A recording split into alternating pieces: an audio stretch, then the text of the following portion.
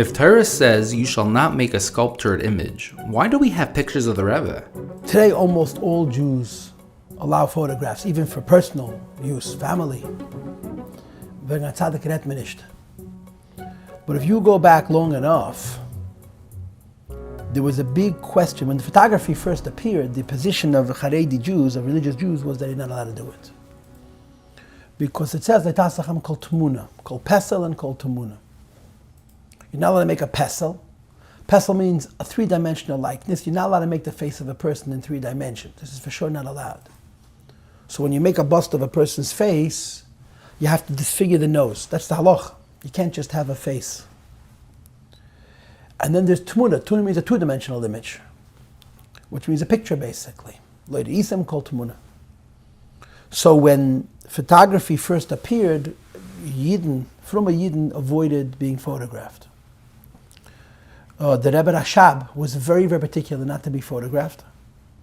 It says in Falak Khan's Sefer, which is called Lubavitch V'Chayaleh and Agdoma, almost short, written there, that when the Rebbe Rashab used to go to Tashlech Rosh Hashanah, he went with a talis, with a shtreima. And there's actually a Rishima from the Friedrich Rebbe where he makes mention of this. People used to go on the river in boats with photography apparatus. You're talking now, the turn of the century, right? 120 years ago, 110 years ago. So photography then was much more difficult than photography is today. To try and catch a glimpse of the Rebbe Rashab and photograph him standing by Tashlich with a shtreimel. So the Rebbe Rashab used to surround himself with the tallest bachrim who were taller than he was. Nobody was able to see him. He made an effort not to be photographed. The Friedrich Rebbe writes in one of his rishimis that we went to Tashlich and there was people on a truck, I think, who photographed him.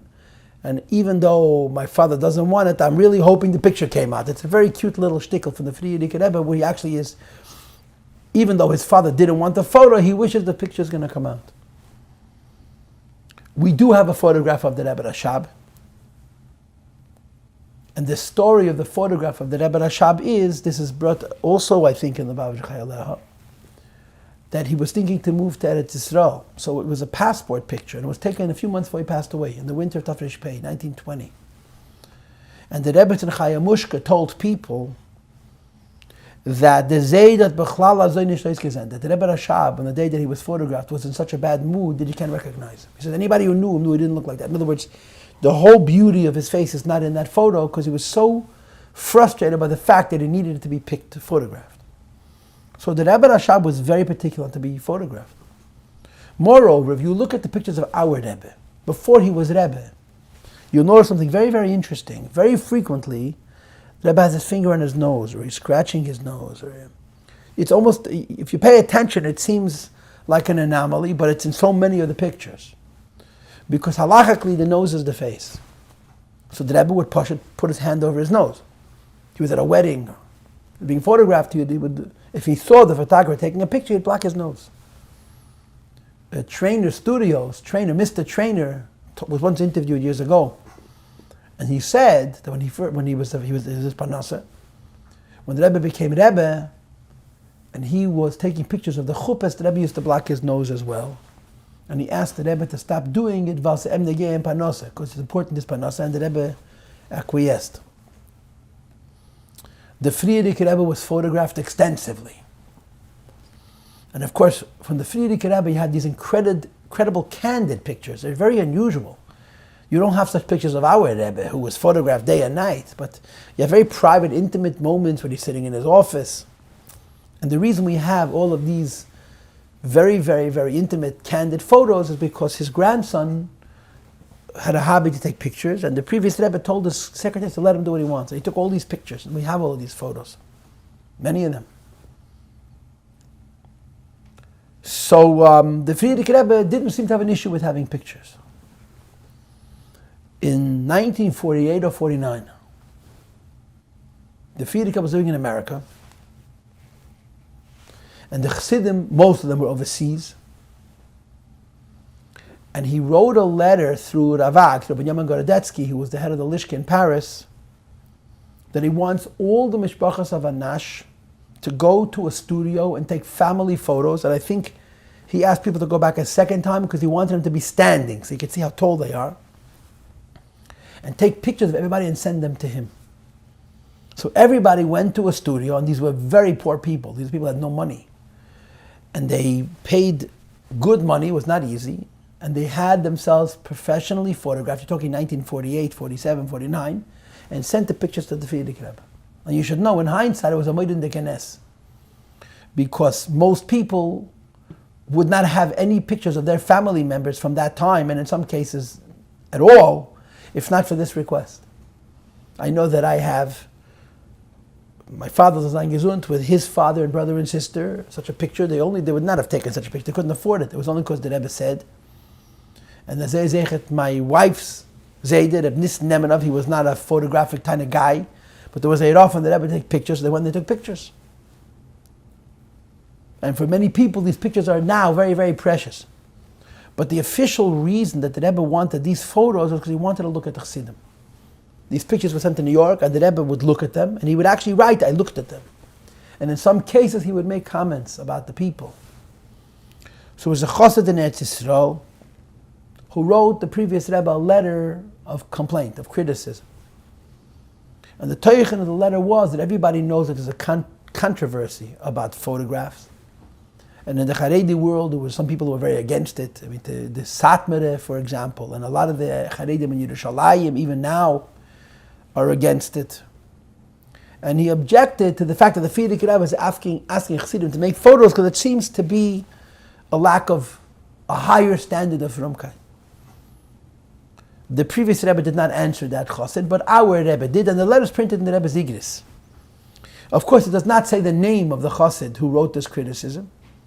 So in the Rebbe's response to that chassid, the letter is printed in Igris Kodesh without a name, and you have these dots, and after which represents his name, and after the dots it says Vifel der Shir Kritikirin.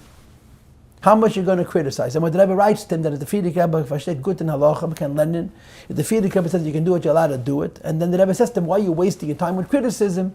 Instead, engage in askana. So the Rebbe says to him, I know you and you know me. They knew each other from 20 years earlier. And the Rebbe says, you know what kind of introvert I am. And I know what kind of extrovert you are. And nevertheless, I broke my nature completely to be involved in a fatas lyhadus because it's what the time demands. So you, instead of finding things to complain about, do something good. That's a very powerful letter. It's printed in Igris Kodesh of the Rebbe before the Nesias, Tafshin Tes probably. But the Rebbe wanted letters, pictures of Chassidim. Now I happen to have heard a story which addresses the question directly. When I was in California as a boy, I had a malamed whose name was Reb Nissen Hayward. Olav Shalom. And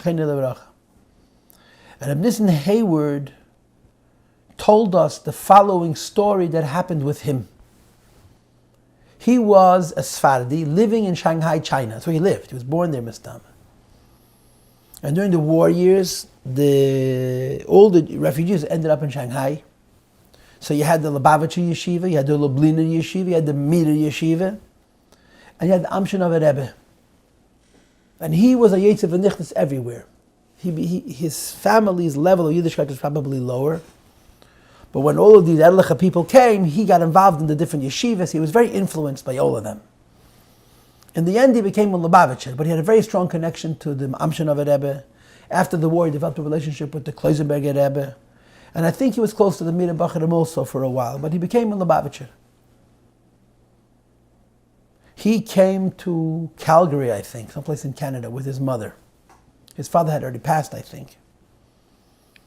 And one of his contacts was the Kloisenberger Rebbe, the Achei Temimim.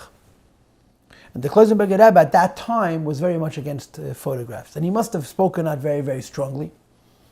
Reb Nissen Hayward was a hot-blooded Sephardi, very devout. He took all of his photos and threw them into a fire and destroyed them all. I heard the story from him directly. Amongst the pictures that he burned was pictures of his father, of which he could never replace, pictures of the Frierdiker Rebbe, and pictures of the Heilig Amshon of a Rebbe. He must have told this to somebody. He must have told one of the Lubavitcher Chassidim and said, how could you do that? The Rebbe allowed the photographs. The Rebbe asked Chassidim to take pictures. In other words, he became aware that there's more than one way of looking at it. That although the Kloisenberg at that time felt strongly that you're not supposed to have pictures, but apparently the Lubavitcher Rebbeim felt otherwise. He had a very special relationship with the Rebbe. He was an elder bacher, and he used to ask the Rebbe all questions. So we actually went into Yechidus and asked the Rebbe about this. But his question had two parts. Number one, the Rebbe should clarify for him the issue of having pictures. And number two, he burnt pictures of the Frierdiker Rebbe. He burned pictures of the Yam Shnova Rebbe. Maybe this requires a tikkun. So he went into the Rebbe, and he must have written a note in which he informed the Rebbe of what he had done. And he's asking the Rebbe, number one, is it okay to have pictures? Is it not okay to have pictures? Number two, what should he do about the fact that he burned photographs of tzaddikim? So the Rebbe told him, Bazeh HaLoshon, this is, I remember his words. Du bist gerecht. Es ist gewesen in dem Klippe.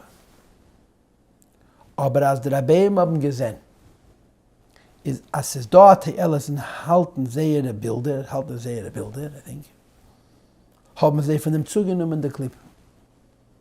Und man hat von dem zugenommen der Klippe, hat mit zugenommen der Klippe in ganz. This is almost word for word what he told me. And in English it means, you're right. There was a klippe, there's a problem, a spiritual problem with having photos. But when the Rabbeim saw the great benefit that could come from people holding their pictures, they removed the klippe from it. And once they removed the klippe altogether. In other words, not just from themselves, but from all people. Now, of course, these words, tzrichim limud, rav, because we don't mess around with Allah. You don't just matter a iser because people are going to gain. In other words, if it's a black and white, if it's a davar osur, if you're not allowed, but the Rebbe wouldn't say it's mutter. But a yes, that the whole question of having tmuna is a gray area to start with. It's not a lav data. It's not like pesel, which is mamish osur. Tmuna is a gray area. It's a question. So api halacha, it's permitted. But Haredi Jews, Erlich Yidden, decided, what do you need it for? It's better to stay away from it. And the Rebbe concurred that there was a spiritual reason also not to do it. But once the Rebbeim saw how useful it would be for people to have their photos, they removed the klippe. And once they removed the klippe, they removed it completely. And then the Rebbe continued. Und das, was du hast verbrennt, die Tmune von Gufen Kadishin, those are the Rebbe's words exactly. And the fact that you burned the photos, the likenesses of holy Gufes, holy tzaddikim, and the Rebbe gave him a tikkun tshuva. The Rebbe told him what he should do to correct it. He wouldn't tell us what the tikkun was, but this is the story that he told us. So I'm happy you asked this question, simply that I can share this story. That there is room for the idea not to have photos, and that the Rebbe said that since the Tayel isn't having photos of tzaddikim, so we're mekel about the union of pictures.